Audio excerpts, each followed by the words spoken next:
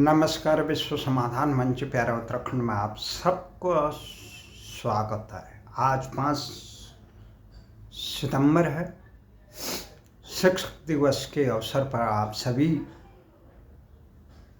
को हार्दिक बधाई। पूरा भारत में शिक्षक दिवस मनाया जा रहा है। भारत के पूर्व राष्ट्रपति सर्वपल्ली राधाकृष्णन जी के को समर्पित उनके जन्म दिवस पर ये पूरे विश्व में मनाया, पूरे भारत में मनाया जाएगा। विश्व की स्थिति के बारे में चर्चा न करते हुए आज हम शिक्षक दिवस पर ही अपना ध्यान केंद्रित करते हैं। शिक्षा क्या है? विद्या, ज्ञान जो होता है, जो शिक्षा है, मनुष्य को अज्ञानता के तिमिर से दूर हटाने के लिए, जीवन में जो तमाम अज्ञानता है, जीवन को जीने का एक सही रास्ता, तमाम विपरीत परिस्थितियों से इंसान को कैसा जीना चाहिए, जीवन का लक्ष्य क्या है, मानवता क्या है, समाज क्या है, राष्ट्र क्या है, परिवार क्या है, इन सब को तालमेल बनाकर अपने दायित्वों का, कर्तव्यों का निर्वहन करके अपने जीवन, अपने परिवार, अपने गांव, अपने प्रदेश और अपने राष्ट्र के साथ पूरी सृष्टि का कल्याण के लिए किस ढंग से कार्य करें। बड़े बड़े लक्ष्यदार भाषण आज शिक्षक दिवस पे दिए जाते हैं।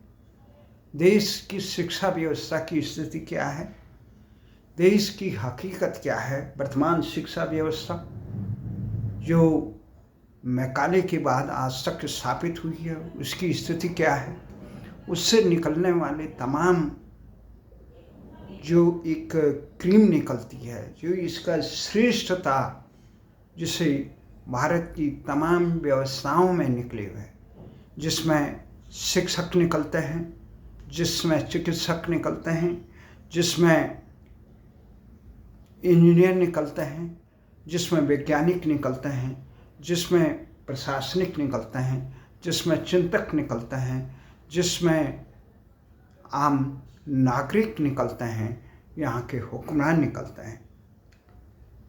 इस व्यवस्था की स्थिति क्या है और देश की वर्तमान स्थिति क्या है? आज शिक्षक दिवस पर शिक्षकों के कल्याण के लिए, शिक्षा देश के लिए, जिस देश में शिक्षक दिशावान होते हैं, ज्ञानवान होते हैं,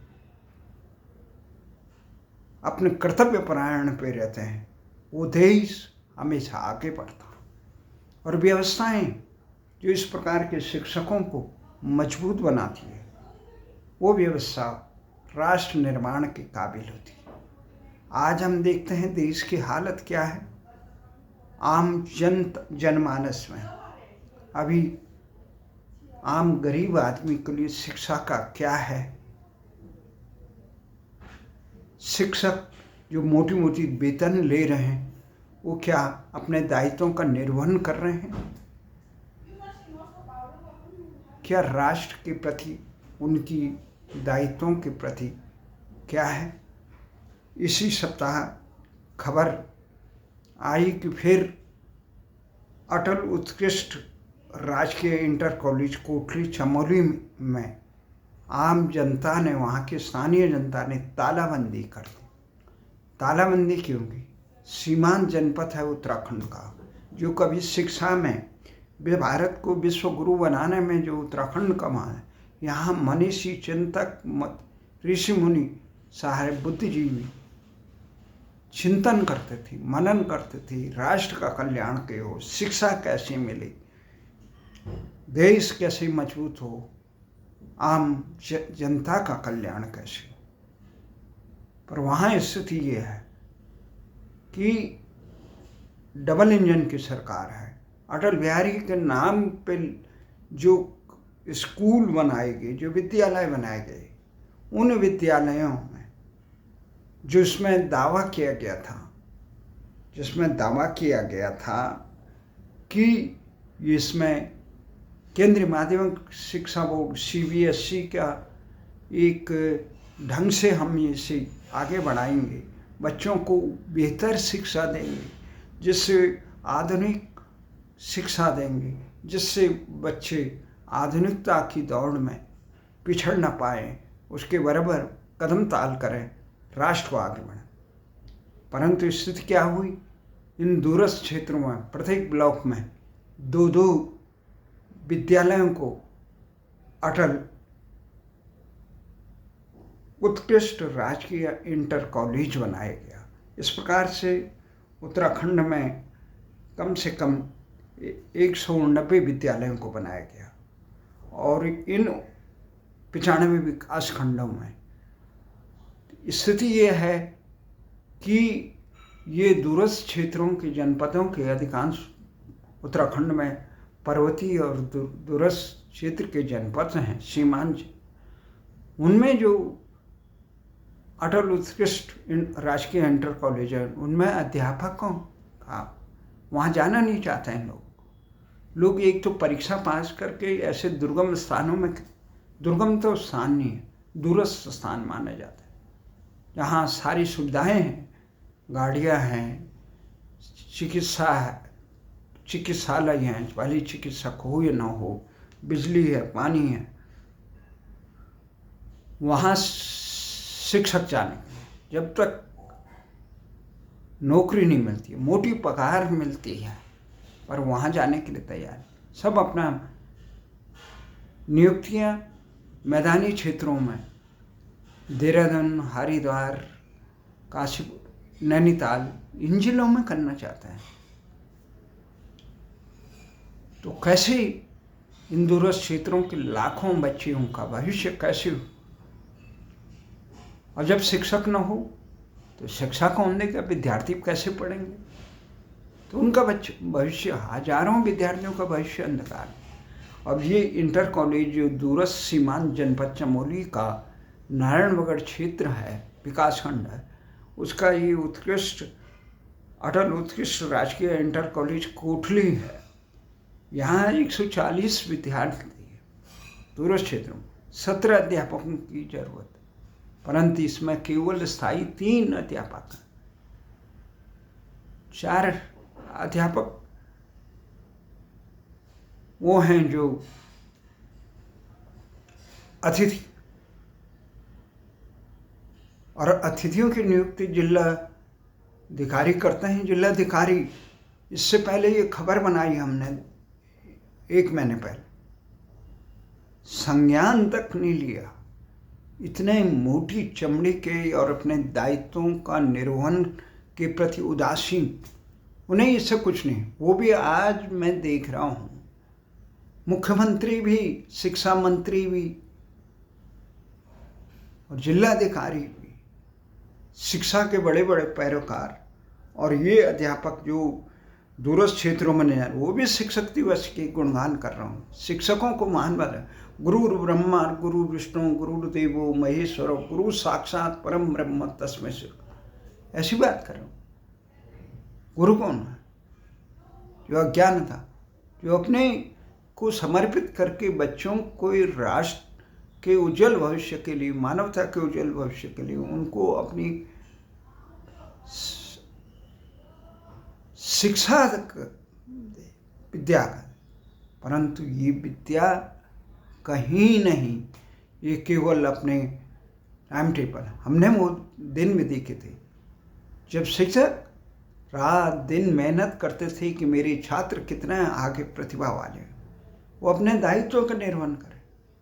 हमें गर्व है बचपन में जिन शिक्षकों में जो छुट्टी के दिन भी पढ़ाते थे हमें, और स्कूल बंद होने के बाद भी वहाँ हमें रहना पड़ता था। बच्चे शिक्षा ग्रहण रात दिन पढ़ाते थे, कोई ट्यूशन 1 पैसे का नहीं, गुरुकुल जैसा सिस्टम था।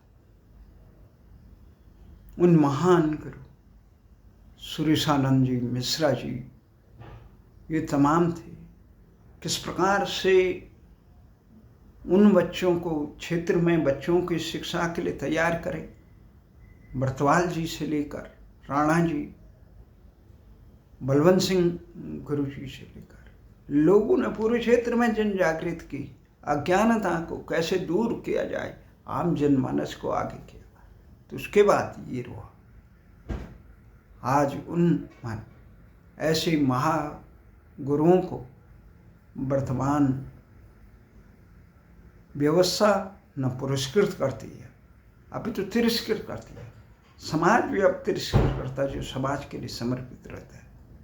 तो ऐसे अवसर पर मैं शिक्षक दिवस पे आशा करता हूँ कि व्यवस्थाएं जो भारत की शिक्षा व्यवस्था को तिरोहित करके यहाँ लाड मकाले की शिक्षा व्यवस्था, जिससे 77 साल हो गए, देश आज भी अपने नाम से वंचित है, अपनी भाषा से वंचित है, अपने शिक्षा व्यवस्था से वंचित है।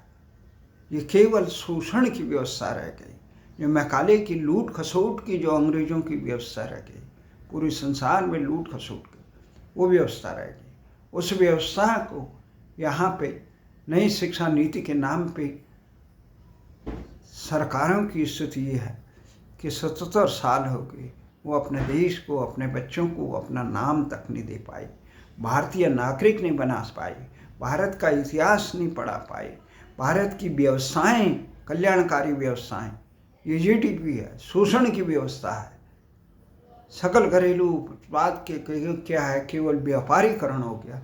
विद्या व्यापार, शिक्षा व्यापार, धर्म व्यापार, राजनीति व्यापार, सबका अंधा शोषण, काल नेमियों का प्रकोप हो। ऐसी स्थिति में राष्ट्र कैसे आगे बढ़े जब भारतीय शिक्षा प्रणाली का समावेश नहीं होगा, उनके मूल्यों का समावेश नहीं होगा, अपने दायित्व के प्रति बोध नहीं होगा। जो शिक्षक अपने गांवों के समीप वाले विद्यालयों तक नहीं जाने पाते हैं, वो भी आज शिक्षक दिवस का गुणगान कर रहे हैं। उनसे बेहतर तो वो लोग हैं जो ये निजी स्कूलों में बहुत कम वेतन में पढ़ाते हैं, बड़ी मेहनत से रात दिन करते हैं, वो बच्चों को अच्छी शिक्षा। पर इस पूरी व्यवस्था ने केवल भारतीय गणवेश को दूर किया, टाई पहना दिया, बच्चों को स्कर्ट पहना दिया, 10वीं 12वीं की इतने ठंड में भारतीय गणवेश को दूर कर दिया, भारतीय सोच को अलग कर दिया, केवल लूट खसोट की। IAS, PCS, इंजीनियर, डॉक्टर ये बनने के बाद आज सीमांत जनपदों, दूरस्थ जनपदों, भारत की, उत्तराखंड की नहीं, पूरे भारत की स्थिति यह है, दूरस्थ जनपदों में चिकित्सक जाने के लिए तैयार नहीं। ये करोड़ों रुपये खर्च करते हैं। भारतीय चिकित्सा व्यवस्था को सरकार इस लूट खसोट के बाद भी दूर करने के लिए तैयार। आम जनता को शिक्षा से वंचित, आम आदमी सरकारी विद्यालयों में शिक्षक पढ़ाने के लिए तैयार नहीं। केवल शहरी में, राज्यों की राजधानियों को छोड़ के दूरस्थ वो अपना स्थानांतरण कराने में तैयार, और अपने बच्चों तक को उन स्कूलों में पढ़ाने के लिए तैयार नहीं। स्थिति चिकित्सा का ये हाल है कि निजी क्षेत्र के सरकारी जो सुविधाएं बनी हुई निजी अस्पतालों के लूट खसोट का ही माध्यम बन गए। आम नागरिकों को आधार कार्ड पे बन जाने, सबका आधार कार्ड है, सबको सुविधाएं से जोड़, नहीं, न्याय की स्थिति है, आम जनमानस को न्याय नहीं। तो इसका ये कर्तव्य विमुक्ता, राष्ट्र के संसाधनों को लूटना, सर्वपक्षी समाज बनाना, विकास के नाम पे योजनाओं की बंदरबांट, चाहे विकास खंड हो, गांव से हो या यहाँ केंद्र में, केवल अधिकारी। अगर हालत ही है देश के आज अधिकांश ग्राम सेवक से लेकर यहाँ पे कैबिनेट सेक्रेटरी तक की अगर जांच हो जाए, नेताओं की जांच हो जाए, आय से अधिक संपत्ति का, राष्ट्र में कई पंचवर्षीय योजनाओं के पैसे, देश का तमाम ऋण हो जाए, इतना मिलेगा, अकूत धन, इनकी संपत्तियों को इनको वेतन चाहिए कई गुना, 7वें वेतन, 8वें वेतन, इतने विसंगतियाँ हैं। आम आदमी को, असंगठित क्षेत्र के लोगों को न्यूनतम मजदूरी नहीं मिल पाती। पेंशन के नाम पे 1-1 लाख, 1.5 लाख पेंशन किस बात की भाई? सीमित अवस्था। आम आदमी को 10-10, 15-15 हजार से ज़्यादा की जरूरत। तो ये तमाम चीज़ें इनको कौन करेगा? ये तब करेंगे देश में, भारत में कल्याणकारी राज्य तब होगा। ये कायरता का प्रतीक हो गया। अपने केवल भारतीय संस्कृति, जो अन्याय के, जो आतंकियों को, राष्ट्रद्रोहियों को, भ्रष्टाचारियों पे तुरंत दंडित करके अंकुश लगाने का था, और जो राष्ट्रभक्तों को संरक्षण देने का, सम्मानित करने का, उनको महत्वपूर्ण स्थान, उसके बजाय प्रतिभाहीन अपने परिवार के, अपने प्यादों को मजबूत करने के अलावा लूट खसोट की जो ये व्यवस्था हो रही है, इससे न राष्ट्र कल्याण होगा, न शिक्षक दिवस मनाते रहो कितने, पर उस शिक्षक दिवस के दिन जो शिक्षा, अज्ञानता, जो दया का भाव, जो सबके कल्याण के लिए, जो भारतीय संघ, औरों को हंसते देखो मन, हंसो और सुख पाओ, अपने सुख को विस्तृत कर लो, सबको सुख मिले। वासुदेव सर्वम, जड़ चेतन सर्वभूत हिते रता के, जब तक भाव जागृत नहीं होगा, सब में परमात्मा का स्वरूप नहीं होगा, तब तक कैसा शिक्षा व्यवस्था? ये व्यवस्थाएं बिल्कुल उस मूल भाव को जागृत करने में विफल रही। इसलिए भारत की तमाम शिक्षा व्यवस्थाएं भारतीय संस्कृति के अनुकूल होनी चाहिए। भारत की जो नाम को, नागरिकता को, पहचान को, इतिहास को और अपने भविष्य के प्रति अपने दायित्वों का बोध करा सके, यही शिक्षा व्यवस्था होनी चाहिए। इसी के साथ जय हिंद, जय भारत।